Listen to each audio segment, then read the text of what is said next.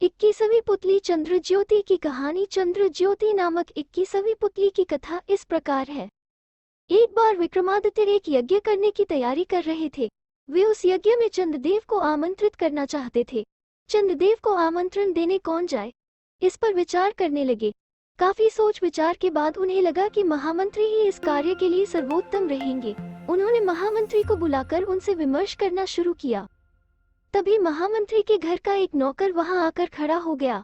महामंत्री ने उसे देखा तो समझ गए कि अवश्य कोई बहुत ही गंभीर बात है, अन्यथा वो नौकर उसके पास नहीं आता। उन्होंने राजा से क्षमा मांगी और नौकर से अलग जाकर कुछ पूछा। जब नौकर ने कुछ बताया तो उनका चेहरा उतर गया और वे राजा से विदा लेकर वहां से चले गए। महामंत्री के अचानक दुखी और चिंतित होकर चले जाने पर राजा को लगा कि अवश्य ही महामंत्री को कोई कष्ट है। उन्होंने नौकर से उनके इस तरह जाने का कारण पूछा तो नौकर हिचकिचाया। जब राजा ने आदेश दिया तो वह हाथ जोड़कर बोला कि महामंत्री जी ने मुझे आपसे सच्चाई नहीं बताने को कहा था। उन्होंने कहा था कि सच्चाई जानने के बाद राजा का ध्यान बन जाएगा और जो यज्ञ होने वाला है उसमें व्यवधान होगा। राजा ने कहा कि महामंत्री उनके बड़े ही स्वामीभक्त सेवक हैं और उनका भी कर्तव्य है कि उनके कष्ट का हर संभव निवारण करें। तब नौकर ने बताया कि महामंत्री जी की एकमात्र पुत्री लंबे समय से बीमार है। उन्होंने उसकी बीमारी एक से बढ़कर एक वैद्य को दिखाई, पर कोई भी चिकित्सा कारगर नहीं साबित हुई। दुनिया की हर औषधि उसे दी गई, पर उसकी हालत बिगड़ती ही चली गई। अब उसकी हालत इतनी खराब हो चुकी है कि वो हिल-डुल नहीं सकती और मरणासन हो गई है। विक्रमादित्य ने जब ये सुना तो व्याकुल हो गए। उन्होंने राजवैद्य को बुलवाया और जानना चाहा कि उसने महामंत्री की पुत्री की चिकित्सा की है या नहीं। राजवैद्य ने कहा कि उसकी चिकित्सा केवल ख्वान बूटी से की जा सकती है। दुनिया की अन्य कोई औषधि कारगर नहीं हो सकती। ख्वान बूटी एक बहुत ही दुर्लभ औषधि है जिसे ढूंढकर लाने में कई महीने लग जाएंगे। राजा विक्रमादित्य ने ये सुनकर कहा, तुम्हें उस स्थान का पता है जहाँ ये बूटी मिलती है? राजवैद्य ने बताया कि वो बूटी नीलरत्नगिरी की घाटियों में पाई जाती है, लेकिन उस तक पहुँचना बहुत ही कठिन है। रास्ते में भयंकर सांप, बिच्छू तथा हिंसक जानवर भरे पड़े हैं। राजा ने ये सुनकर उससे उस बूटी की पहचान बताने को कहा। राजवैद्य ने बताया कि वो पौधा आधा नीला आधा पीला फूल ये होता है तथा उसकी पत्तियां लाजवंती के पत्तों की तरह स्पर्श से सकुचा जाती है। विक्रम यज्ञ की बात भूलकर ख्वान बूटी की खोज में जाने का निर्णय कर बैठे। उन्होंने तुरंत काली के दिए गए दोनों बेतालों का स्मरण किया। बेताल उन्हें आनन फानन में नीलरत्नगिरी की ओर ले चले। पहाड़ी पर उन्हें उतारकर बेताल अदृश्य हो गए। राजा घाटियों की ओर बढ़ने लगे।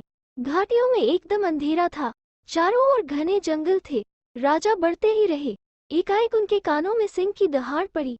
वे संभल पाते इसके पहले ही सिंह ने उन पर आक्रमण कर दिया।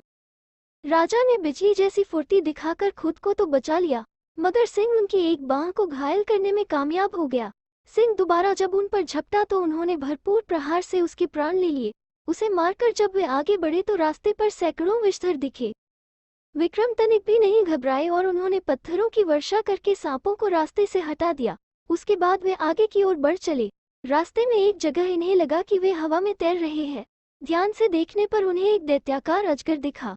वे समझ गए कि अजगर उन्हें अपना ग्रास बना रहा है। ज्यों ही वे अजगर के पेट में पहुंचे कि उन्होंने अपनी तलवार से अजगर का पेट चीर दिया और बाहर आ गए। तब तक गर्मी और थकान से उनका बुरा हाल हो गया। अंधेरा भी घिर आया था। उन्होंने एक वृक्ष पर चढ़कर विश्राम किया। ज्यों ही सुबह हुई वे ख्वान बूटी की खोज में इधर उधर घूमने लगे। उसकी खोज में इधर उधर भटकते न जाने कब शाम हो गई और अंधेरा छा गया। अधीर होकर उन्होंने कहा, काश चंद्रदेव मदद करते। इतना कहना था कि मानो चमत्कार हो गया। घाटियों में दूध जैसी चांदनी फैल गई। अंधकार न जाने कहाँ गायब हो गया। सारी चीजें ऐसी साफ दिखने लगी मानो दिन का उजाला हो। थोड़ी दूर बढ़ने पर ही उन्हें ऐसे पौधे की झाड़ी नजर आई जिस पर आधे नीले आधे पीले फूल लगे थे। उन्होंने पत्तियां छुई तो लाजवंती की तरह सकुचा गई। उन्हें संशय नहीं रहा। उन्होंने ख्वान बूटी का बड़ा सा हिस्सा काट लिया। वे बूटी लेकर चलने ही वाले थे कि दिन जैसा उजाला हुआ और चंद्रदेव सशरीर उनके सम्मुख आ खड़े हुए। विक्रम ने बड़ी श्रद्धा से उनको प्रणाम किया। चंद्रदेव ने उन्हें अमृत देते हुए कहा कि अब सिर्फ अमृत ही महामंत्री की पुत्री को जीवा सकता है। उनकी परोपकार की भावना से प्रभावित होकर वे खुद अमृत लेकर उपस्थित हुए हैं।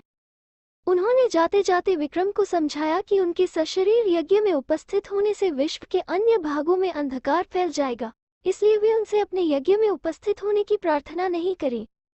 उन्होंने विक्रम को यज्ञ अच्छी तरह संपन्न कराने का आशीर्वाद दिया और अंतर्ध्यान हो गए। विक्रम ख्वांग बूटी और अमृत लेकर उज्जैन आए।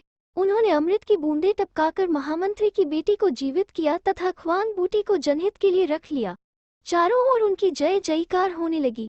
अगले दिन हम सुनेंगे 22वीं पुतली की कथा। कहानी सुनेंगे नेक्स्ट वीडियो में। प्लीज चैनल को सब्सक्राइब करना मत भूलना और बेल आइकन के बटन को भी दबा देना, जिससे कि हमारी सारी वीडियोस और कहानी आपको मिलती रहे। Thank you.